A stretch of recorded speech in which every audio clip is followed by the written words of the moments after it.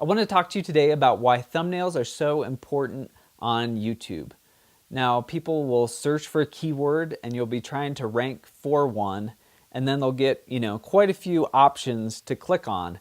And often it's mainly going to be the thumbnail that drives people to click on it, whether it's well designed or has inspired curiosity or something like that.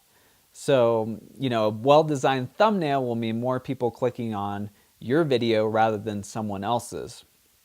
But it actually goes quite a bit deeper than that because of a thing called click-through rate.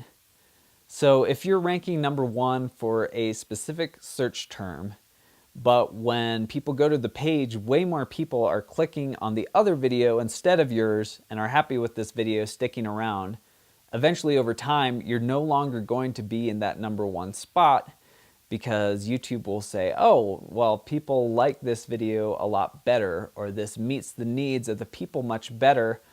I should list that as #1, not this other one that people aren't clicking on.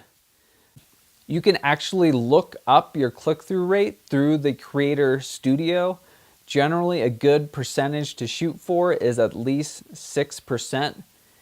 And yeah, that basically describes of the number of people who saw your thumbnail, that's the percentage that actually clicked it. So whether that was on the search page or over off to the side or anywhere else. Now, a few tips on doing good thumbnails. Faces that are looking right at the camera really tend to draw people in. It could be you, it could be someone else. Also, bright colors or text that poses a question or creates curiosity or makes people want to learn more or just summarizes the topic they want really well in a couple of words. You want your text to stand out, so having a stroke around it or a rectangle around it so it really pops is incredibly important. But really it's all about testing and seeing what's working.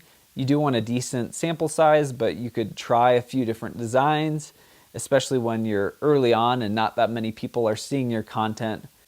You have a little bit of flexibility with the title, but it does kind of have to be centered around your keywords, and you really have this blank canvas of a thumbnail where you can try a million things, do any text or images as long as it's within YouTube's terms of service. So I hope that explained it well. Please ask me any questions. Thank you so much. I'll see you in the next video.